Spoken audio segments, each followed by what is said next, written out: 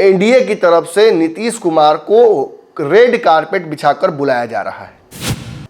नीतीश कुमार को एनडीए में आने को लेकर कयास लगाए जा रहे हैं। कई समीकरण सार्वजनिक तौर पर लोगों की चर्चा का विषय बना हुआ है कि नीतीश कुमार एनडीए के साथ आ सकते हैं। हालांकि ऐसी चर्चाएं तो कई बार हुई हैं। नीतीश कुमार कोई वैकल्पिक रास्ता तलाश करने जा रहे हैं। अशोक चौधरी का भी बयान कि कल कभी भी सियासत में कुछ भी हो सकता है। 3 बड़े नेता भाजपा के 3 दिन आए। सुधांशु त्रिवेदी आए, उनके बाद स्मृति ईरानी आई और तेजस्वी सूर्या आए। इन तीनों ने नीतीश कुमार पर कोई हमला नहीं किया। बिहार भाजपा के नेता भी नीतीश कुमार को लेकर फूंक फूंक कर कदम रख रहे हैं। निश्चित तौर पर पनोरमा ग्रुप जो सोचता है वो करता है। नमस्कार, भारत लाइव देख रहे हैं आप। देखिए, बिहार की राजनीति को समझना है तो इसे क्रिकेट मैच की तरह समझिए, जो पल भर में एक छक्के के बाद माहौल बदल जाता है। कभी बैटिंग साइड आगे तो कभी बॉलिंग साइड आगे। एक विकेट पूरे समीकरण को बदल देता है। निश्चित तौर पर एक बहुत ही महत्वपूर्ण दौर से बिहार की सियासत गुजर रही है, लेकिन उससे भी महत्वपूर्ण इस वक्त बिहार में सियासतदानों का मिजाज हो गया है। अब जहां एक तरफ दही चूड़ा की राजनीति शुरू होने वाली है, वहीं एक कुनबे से दूसरे कुनबे में जाने का रिवाज भी जो बादस्तूर चूड़ा दही में होता आया है, वो भी लगता है कि होगा ही होगा। नीतीश कुमार को एनडीए में आने को लेकर कयास लगाए जा रहे हैं। कई समीकरण सार्वजनिक तौर पर लोगों की चर्चा का विषय बना हुआ है। किसी भी चौक चौराहे पर जाइएगा, आपको यह जरूर चर्चा मिल जाएगी कि जल्द ही नीतीश कुमार एनडीए के साथ आ सकते हैं। हालांकि ऐसी चर्चाएं तो कई बार हुई हैं, लेकिन इन चर्चाओं को तब और हवा मिल जाती है जब कोई महत्वपूर्ण व्यक्ति एनडीए या एनडीए गठबंधन में से कोई ऐसा बयान देता है जिससे इस चर्चा को हवा मिल जाती है। केसी त्यागी, अशोक चौधरी और जितने भी उनके आसपास के नेता हैं, चाहे ललन सिंह की छुट्टी करने की तरीका हो, इससे इशारा तो यही मिल रहा है कि नीतीश कुमार कोई वैकल्पिक रास्ता तलाश करने जा रहे हैं। अशोक चौधरी का भी बयान कि कल कभी भी सियासत में कुछ भी हो सकता है। आज वो जिंदा है, कल उन्हें हार्ट अटैक भी आ सकता है। ये इस बात का ही इशारा था कि आगे चल के नीतीश कुमार कोई ऐसा बड़ा फैसला ले सकते हैं। बिहार में 3 बड़े नेता भाजपा के 3 दिन आए। सुधांशु त्रिवेदी आए, उनके बाद स्मृति ईरानी आई और तेजस्वी सूर्या आए। इन तीनों ने नीतीश कुमार पर कोई हमला नहीं किया। बिहार भाजपा के नेता भी नीतीश कुमार को लेकर फूंक फूंक कर कदम रख रहे हैं। निश्चित तौर पर कोई ना कोई बड़ा अंदर ज्वालामुखी उबाल ले रहा है। बिहार के कई एनडीए के सहयोगी नीतीश कुमार के एनडीए में आने को लेकर या तो प्रेडिक्शन कर चुके हैं या उन्हें आने का न्योता दे चुके हैं।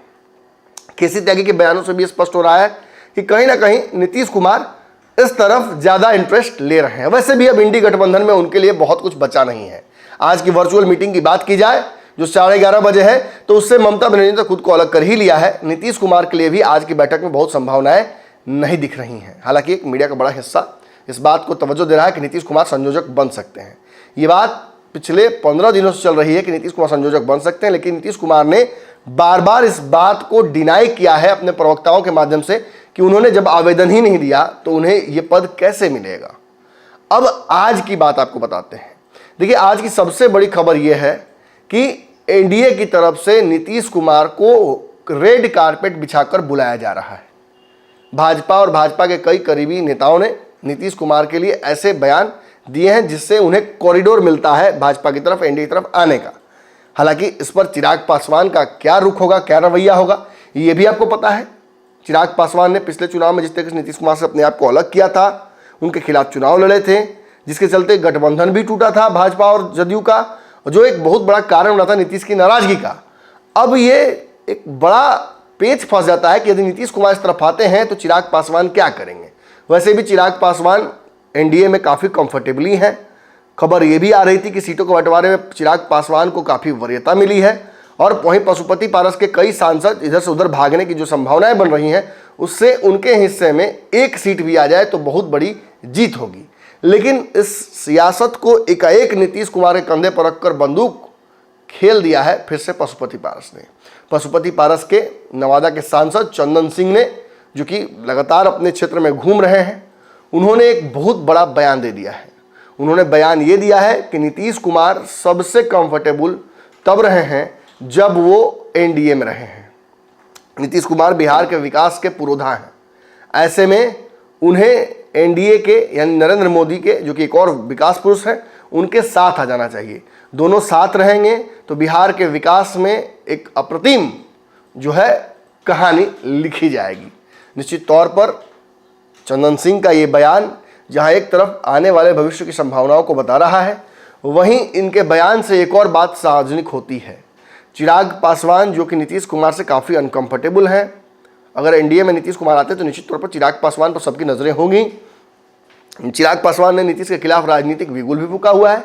हालांकि कई बार चिराग पासवान से जब हमने भी बातचीत की है तो ये बात जरूर समझ में आई कि नीतीश कुमार से उनको व्यक्तिगत कोई खुन्नस नहीं है, बल्कि जो बिहार को लेकर एक विजन डॉक्यूमेंट है उनका, उसकी वजह से उस पर नीतीश के साथ उनकी नाइतफाकी है, जिसका कारण कहीं ना कहीं बनता है नीतीश और उनके बीच सियासी राड़, सियासी अदावत।